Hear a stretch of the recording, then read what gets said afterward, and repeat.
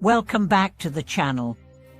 I'm so glad you're here today because we are going to explore one of the most fascinating and transformative practices in all of Buddhism, meditative absorption, known traditionally as Idawai in Sanskrit and Ich-ant in Chinese, or more commonly in English, meditation. But not just any meditation. We are diving into the deep waters of what the ancient texts call samadhi, states of concentrated stillness and awareness so profound that the world as you know it begins to dissolve. These aren't simply techniques to reduce stress or help you sleep better, although they certainly can do that too.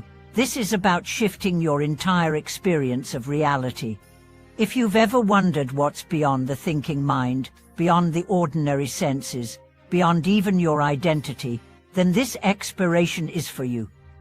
Because the path of meditative absorption, what we'll call as concentration, or Buddhist meditation in this video, is designed to take you beyond everything you thought you were and show you what you truly are. Let's begin with the basics. Meditation in Buddhism begins with calming the mind. In the early stages, this involves concentration on a single object like the breath, a candle flame, or a mantra. This stage is crucial because it trains the mind to become steady, like a lake undisturbed by wind.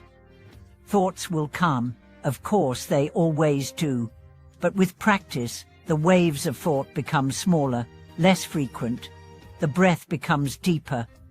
The body softens, the awareness sharpens, and eventually, something shifts. The meditator moves from scattered thought to sustained attention.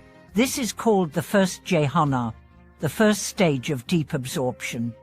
In the first jhana, there is still some thinking, subtle reflection, gentle conceptualization. But the joy is unmistakable. It's as if the heart discovers peace for the first time.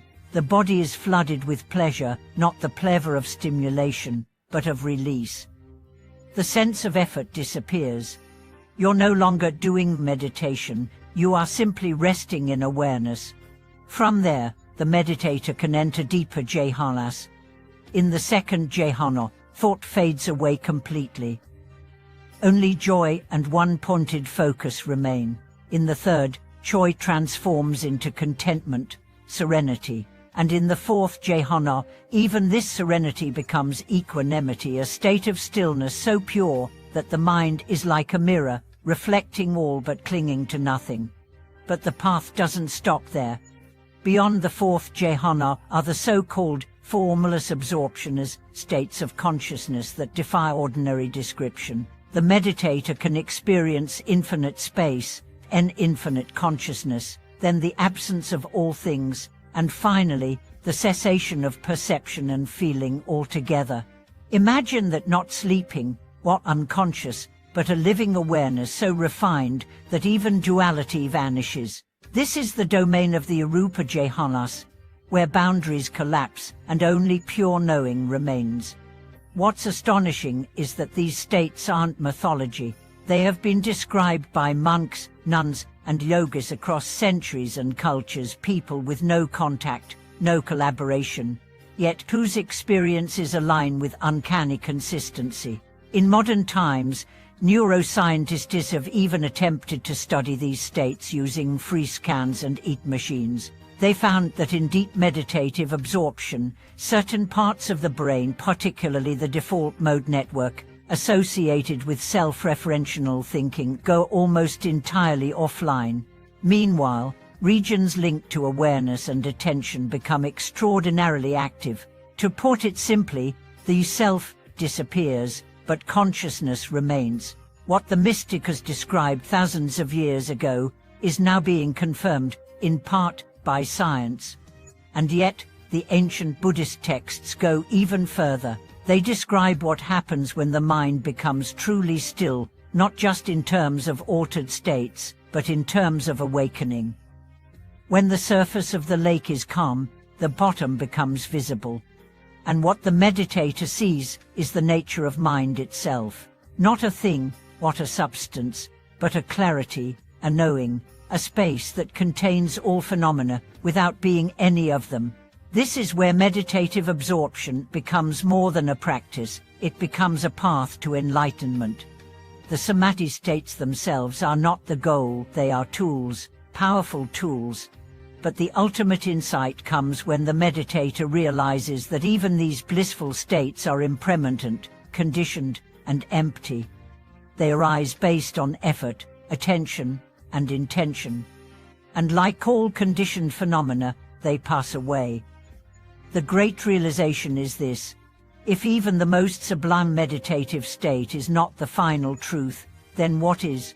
The answer, according to the Buddha, is nirvana, the unconditioned, the deathless, the ungraspable peace that is not born and does not die. Let's pause and reflect on what that means in practical terms. Imagine spending your life chasing pleasure, success, recognition, all temporary highs. Then imagine discovering an inner sanctuary, a place so quiet, so full, so free, that nothing can disturb it, not pain, not fear, not even death. That's the promise of deep meditation, not escape from life, but entry into a deeper reality, a truth that has always been there, behind the noise, behind the identity, behind even your own name. And here's something even more beautiful. This practice is open to anyone. You don't need to be a monk in the Himalayas. You don't need to renounce the world. What you need is patience, sincerity, and the willingness to sit. Just sit. Watch your breath, watch your thoughts, and most importantly, watch the watcher. Over time, the mind will quiet, the breath will soften, and you'll begin to sense another layer, another depth of presence that is always here, but often unnoticed. Let me tell you the story of a man who discovered this. He was a soldier, tough, disciplined, raised to believe only in what he could see and touch, but after years of service, he found himself haunted by what he had seen. He couldn't sleep. He couldn't live with what he had done. One day, he wandered into a temple and sat in on a meditation session. He expected nothing. But something happened. In the silence, a crack appeared in his armor. He returned the next day, and the next. Eventually, he began to experience moments, tiny flashes of peace, not because he had fixed his life, but because he had stopped running from it. In that stillness, he found not forgiveness, but freedom. That's the power of meditative absorption. It doesn't give you new answers, it dissolves the need for them. It shows you that the questions you've been asking, why am I? What is the meaning of life? Are like dreams, and waking up doesn't require an answer. It requires presence. This is why the Buddha placed such emphasis on jhana, not because it was mystical, but because it was practical. It trains the mind, it purifies the heart, and it opens the door to wisdom, not intellectual wisdom, but the kind that lives in your bones, your breath, your being. And now I want to invite you, yes, you, to try this for yourself. Find a quiet space. Set a timer for 10 minutes. Sit comfortably, close your eyes, let your hands rest gently. Take a few deep breaths, and then just observe. Watch the breath. If thoughts come, let them pass like clouds. Don't fight. Don't follow. Just return to the breath. Over time, you might feel the surface thoughts fading. You might feel a growing sense of space. That's the beginning of absorption. Don't rush, don't expect. Just stay. Remember, this is not a race. This is a return to your true self, to the mind, before labels, before language. The more you practice, the more that space grows. And in that space, the heart opens, compassion arises, clarity dawns. You begin to see not just yourself differently, but the entire world. That is the miracle of meditation. That is the wonder of samadhi. Thank you for watching this video. If you've ever had an experience in meditation that surprised you, awakened you, or moved you, please share it in the comments. Let's support each other on this journey of stillness and insight. And if this content has touched you, Don't forget to like this video, subscribe to the channel, and click the bell to stay updated on future explorations into the mind, consciousness, and the path of awakening. Until next time, may your mind be calm, your breath steady, and your spirit open.